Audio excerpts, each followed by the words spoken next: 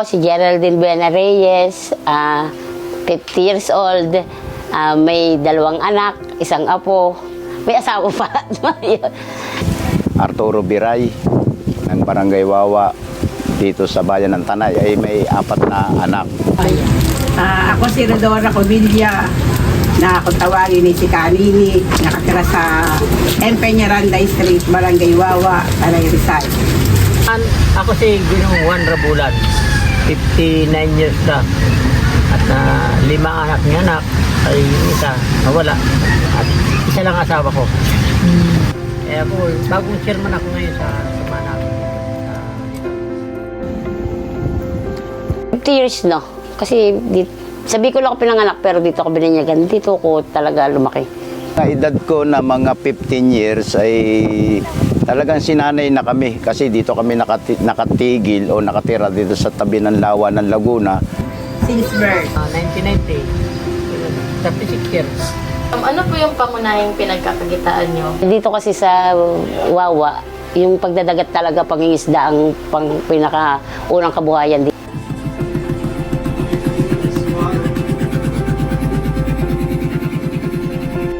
Asawa ko nagda-drive, tapos yung anak ko construction, tapos yung anak kong babae na sa barangay.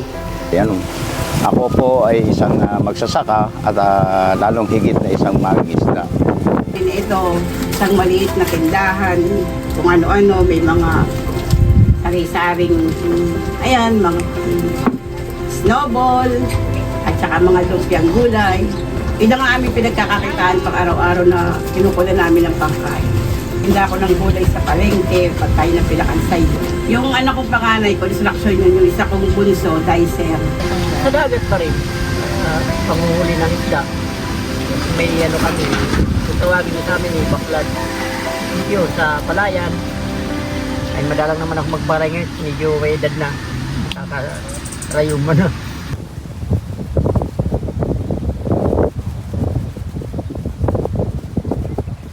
Tatay ko, nakagisnan ko na siya, nagdadagat na siya. Aking magulang ay talagang isang mangingisda at isang magsasaka. Nasanay na tayo sa pangingisda at saka sa pagsasaka. Ito, dati itong wala, ganyan lang. Diyan kami nagsimula talaga. Kaya may nag-offer sa amin na magpautang ng halagang 5,000 na po pwede raw kami magtindahan. Yun ang pinagsimulan namin hanggang sa panahon ngayon. Dati naman, nung sa probinsya kami sa Sorsogon, talagang mangisda na ako. Pero pag sabi ko ayaw ko ng mangisda kasi gusto ko yung umulad man lang yung buhay, gusto ko sa Maynila. Akala ko puro Maynila eh. Pag wala ka palang pinag-aralan, wala rin. Kaya napunta pa rin ako sa dagat. Gigising ako ng 2:00, pupunta ako ng palengke, magtitinda ako, tapos pag uwi ko dito sa bahay, gawain bahay, magluluto, maglilinis, maglalaba, ayun, tapos matutulog. Tapos gigising uli ng madaling araw. Pagdating ng 3:00 na madaling araw, lalo na tampay yung hangin o mahina yung hangin, ako ay pumupunta ng dagat. Uuwi naman ako ng mga 7 o 8 ng umaga. Pagdating naman ko galing sa dagat, diretso naman dito. Meron din naman kaming gulay dito na pang araw-araw. Yun yung tinatawag natin na talbos ng kamote. Ganon lang ang routine ng buhay ko sa buong maghapon, araw-araw. Pagising ko, mamalingke, mamimili ng parinda, pagkagaling palengke, luto, ayan, entertain sa mga batang mamimili. Yan lang, araw-araw, ganun yung pagtulog, ayan, ganun lang. Pag galing ko dito, libuan tulad yan, bago ako umuwi dito sa bahay, bago ako pumunta sa laot, meron pa akong palakayang yung panghuli ng dulong, maliliit na isda. Pag hapon, papandaw na ako, tapos pag 7 ng gabi, dadali ko na sa bahay. Tapos pag nadala ko na dito, babalik na ako sa dagat kasi may kubo ako doon ako tutulog.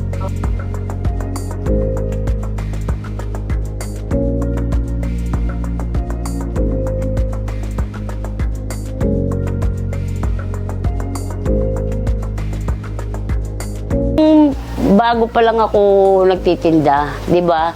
Yung 'di ba maliliit pa yung mga anak ko. Iniwan ko sila sa mga tatay ko sa bahay. Tapos magtitinda ako. Pero yung mga lumaki na yung mga anak ko, parang ano na lang siya. ano na lang siya, parang gawain na iwan ko sila ng ganyan. Kaya papasok sila sa umaga, tapos palengke ako. Tapos uwi ako bago sila umuwi na galing school. Tapos magluluto. O, papasok na naman sila. Kasi maghapon ang pasok dito eh. Dati, nung araw. Eh ngayon, malalaki na sila.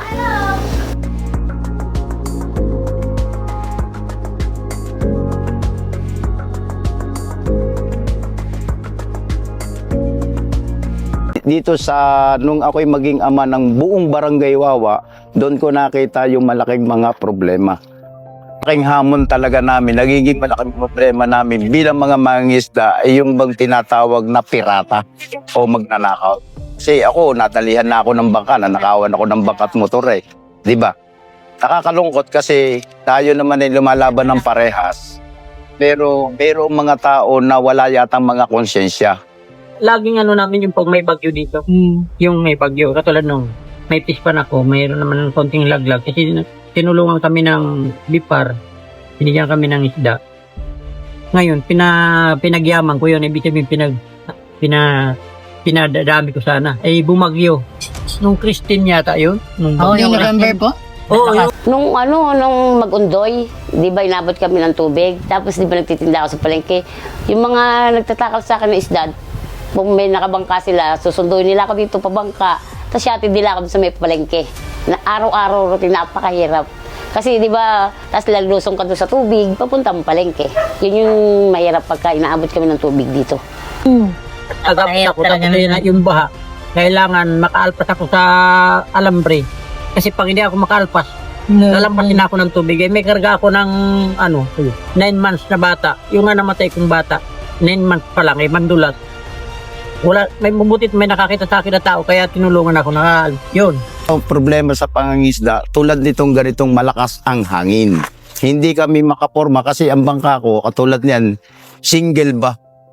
Wala siyang katig. Single lang. Pang-isahan lang tao. Ngayon, pag malakas ang hangin na ganito, halimbawa, lumakas ang hangin sa loob ng 1 linggo. 1 linggo, hindi ako nakakapangisda. Yun ang mga malaking problema. Saka yung namin, yung sa dagat, yung katulad ngayon, nagkakaroon ng mga polluted na tubig. Hindi tumataba yung mga tilapia namin. Ayan. Yun ang amo namin ngayon sa Pangalawa problema sa mga mangingisda, sa magsasaka. Ang problema sa mga magsasaka, sa ngayon kasi dito sa Pilipinas, napakalaki ng talagang bilang ng sabihin natin ay upa o yung tawag dito, manpower ng tao, sa tao. Halos babayad kami ng isang tao ay 600 pesos. Yung aking area, pagka rice ang tanim o palay, tanim 20 o 2 hectares, 20 tao yun. Ita-times mo ngayon sa 600. Ngayon, pangalawang problema pa ng mga magsasaka, masyadong napakataas ng halaga ng inputs o mga pataba, insecticide, etc. Kaya halos sa magsasaka, napakaliit na ng natitira.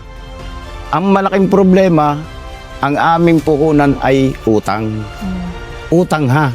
Kaya kung ako'y nag-ani at ako'y nagbayad ng utang, kami mismong magsasaka, hindi namin matikman yung aming bigas na aanihin o palay na aanihin. Bakit? Napunta na doon sa aming inutangan eh. Ganon yun ang mga problema o pangunahing problema ng mga magsasaka.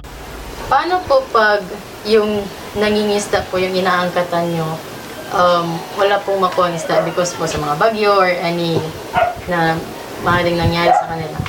Wala, tigil.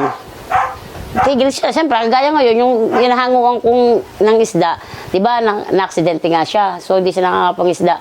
Ngayon, nag-ano muna ako, nagtitindera muna ako sa palengke, namamasukan ako doon.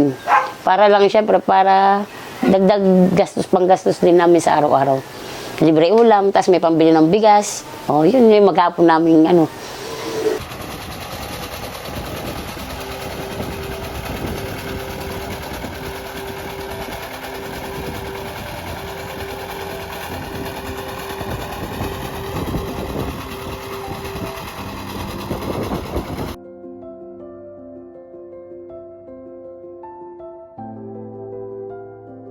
Asya naman.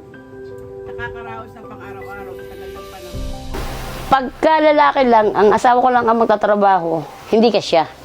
Kasi sa mahal ng bilihin ngayon, hindi talaga kasya. Kaya kailangan maging babae tsaka lalaki, magtutulungan kayo dalawa para yung pamilya nyo ay kahit pa paano makaano kayo.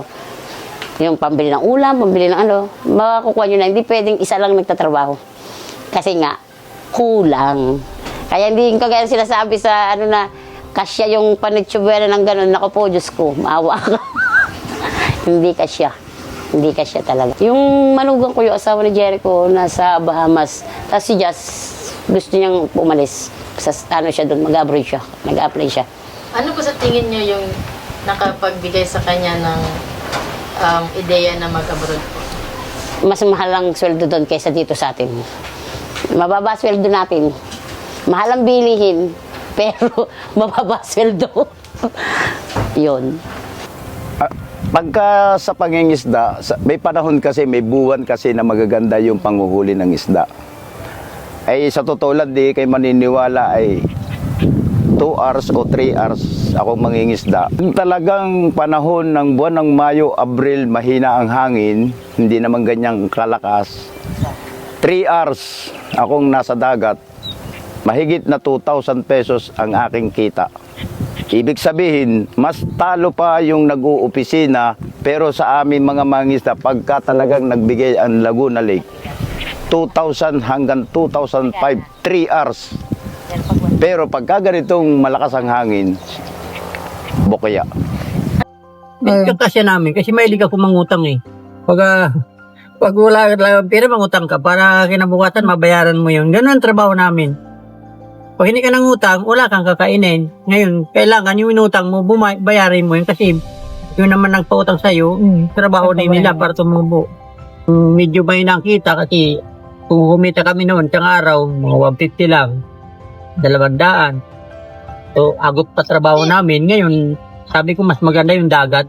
Kasi minsan, ang dagat, kumikita ka ng 500, mahigit pa kuminsan.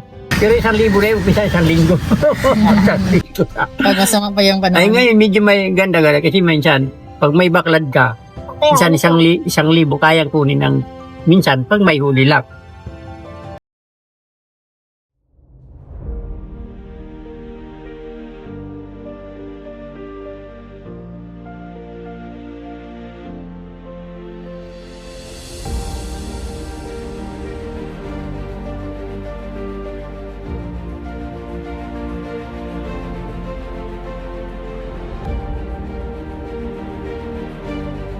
Paano niyo po yun na-address pag kulang po talaga? Pagka nagkulang talaga, naghahanap ako ng uutangan. Yun lang ang pinakasolusyon. Walang huli. Ano po yung ginagawa niyo or alternative para may kita pa rin kayo sa pang-araw-araw? Pag walang huli, katulad niya, nagtanim ako ng kamuti dyan sa baba. Kaya, pagkitasin mo yun, magkakaroon ka ng 600 isang araw. Pero hindi naman araw-araw. Pangatlong araw, 1 linggo, magkakaroon ka ng pera, mahalagang 500 kasi may tanim ka. Pag wala, magkukontraksyon ka, mag-araw ka.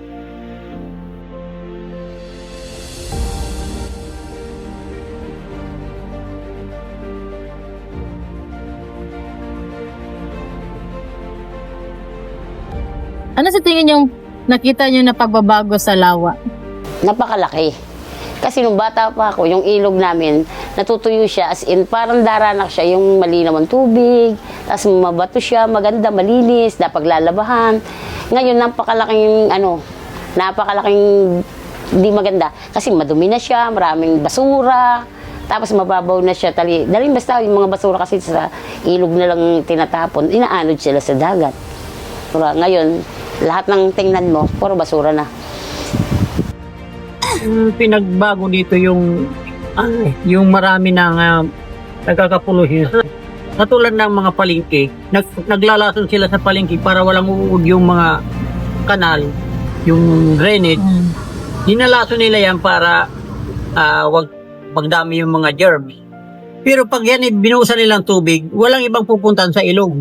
Napakaraming ilog, napakaraming palengke. Kaya ang tubig namin ngayon, pag katulad na napakalakas ang hangin, malabo lagi ang tubig kasi yan, yung tubig na nakakakukuan, tawag nito na aalo, na kalbog, parang naalo. Paano niyo po pinapahalagan yung lawa ngayon? Or gaano po kahalaga sa inyo yung lawa ngayon? Especially, yun yung pangkabuhayan niyo po. May malaking talaga, importante sa amin ang dagat kasi pagka wala nang mahuli dyan, wala rin kaming mahahango, wala rin kaming matitinda, ganun. Kaya pagka sira nga gaya ngayon, sira ng dagat, nasisira din kami, walang mahuling isda. Ang dagat namin ngayon, kasi nagkaroon kami ng kuwan dyan, na yung mga basura, sana wag pinagmitingan namin doon na sana, wag naman magtapon yung mga tao dito. Kasi doon talaga napupunta. Unang-una, pira kabastusan. Yung mga diaper, karami na uhuli ng isilisin namin, diaper. Yun ang ayaw namin na yung kasama natin ng mga tao dito, dapat magkaroon silang aral na ba na, huwag naman tapon kahit bata, oo. Kasi ang kanila naman, madalianan eh. Oo, madami mga patakaran ng mga mangingisda. Kaya nga yan lahat ng mga gaya ng mga lawa dyan, binabantayan niya ng mga may kanya-kanya yung grupo na para magbantay sa kanilang kinagasakuhan.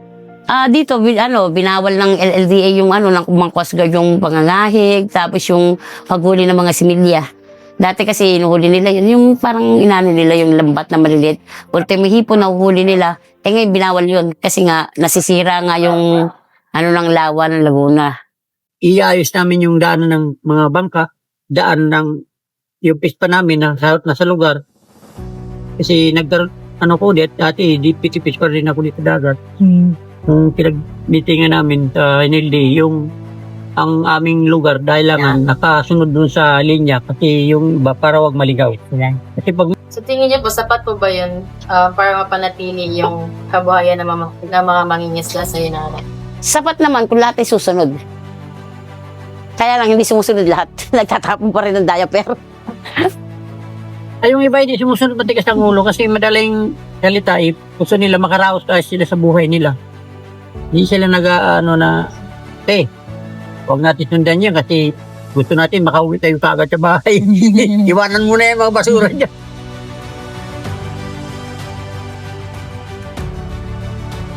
Gusto ko ng permit dito magkaroon kalsada dito yung maganda Nung araw dito, puro akot kami, papasan lang yung mga gamit. Ngayon medyo malapit-lapit ng kaunti kasi nagkaroon ng kalsada. Yun ang gusto kong mag-unlad kasi nakikipagtulungan naman kami dito sa aming Nagpagawa ka ng bahay mga local government. Gusto namin ito, pinangarap kasi na magkaroon kalsada dito para yung mga tao pag may dadaling ka mga production papunta sa palengke, madali. Sana bumalik yung dati, yung wala na nagtatapan ng mga diaper, yung mga wala, hindi kayang pihitin kasi even millennials, iba na ngayon, puro computer na. Kaya puro diaper, ultimo nga aso may diaper na Di ba? Kaya hindi na kaya siguro, ewan ko lang kung kaya pa ibalik. Sana, maibalik. Yung papel ko naman talaga, walang iba kundi yun. Lahat anak buhay para sa kanila. Kikita, sa kurente, tubig, lahat. Kasi mga anak ko, may mga asawa naman wala naman masyadong trabaho yung mga pangasawa. Talagang hirap. Ako pa rin ang kahit pa rin. Basta pagka halimbawa yung Mr. Tuwe may hanap buhay, akin lahat yun. Kaya kung may kakulangan man ako, talagang itong isang anak ko ang uwaan sa akin, umaako pa. Kanya, pag wala siya, nanay. Pag ang nanay ang wala, Pinag-uusapan lang namin, di ba? Baka ganyan tayo, ganyan. Ikaw doon sa bayarin natin dito, ako sa pang-araw-araw natin ulam, gastos, ganyan. Tapos siya sa bills, ganyan, hati-hati kami. Siguro para sa akin, nakakatulong din yung ganyan yung mga internet. Kasi nung araw, bago ka makaano sa abroad, nagsulat, di ba? Nanay ko kasi nung araw nag-abroad. Mga ilang buwan bago bumubasa yung sulat, di ba? Ngayon, araw-araw, pwede kang video call. So, nalalaman mo yung ganon. Parang sa asawa ko, nasa Bataan, araw-araw siya tumatawag, umaga at saka hapon. Alam niya yung nangyayari dito, alam ko yung nangyayari sa kanya. Basta kami nagkakaisa, nagmamahalan. Tapos yun lang. Yung asawa ko magtitinda, turuan ko siya na para dumami ang customer namin, ayaw namin na magdadayat timba. Pinapangalaga ko sa kanila yung huwag silang gumawa ng mali sa mga kapwa. At saka sana yung aming samahan sa pamilya namin hindi magkakabatak-batak. Siguro naman kahit sino tanongin mo yan, ang pangarap talaga ng pamilya yung magkaroon ng maiging buhay di ba? Yung ginawang buhay. Yung pangarap ko naman sa buhay ko yung ngayon hindi na ako nangangarap Kasi noon pinangarap ko mga anak ko magtapos. Kasi sana pagtanda namin, meron man lang kaming kaunting mano. Ngayon magti-60 na nga ako Ako pa rin nagkakayod lahat. Kaya panalangin lang talaga. Dasal lang. Siguro sa akin basta yung kapit lang kami sa isa't isa. Yung tiwala lang kami tapos mag-uusap lang, ganon. Gusto ko maging maganda yung buhay ng mga anak ko. Siyempre, gusto ko kagaya, nakapagtapos sila ng pag-aaral nila. Tapos yung hindi namin narating, gusto ko marating nila. Kasi hindi ako nakapag-aaral, hindi ako Kaya sabi ko, mag-aaral lang kayo para yun sa inyo, hindi para sa amin. Kasi pag nakatapos sila din ang magdadala nun, hindi ako. Pangarap ko lamang sa amin, yun lang, makaraos ng pangaraw-araw.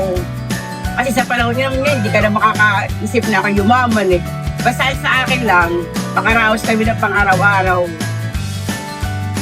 And ano po yung nais yung mangyari here sa community na gusto niyo pong makita? Na walang gulo, wala na kahit ano sabihin mong basta maging payapa na ang mga komunidad.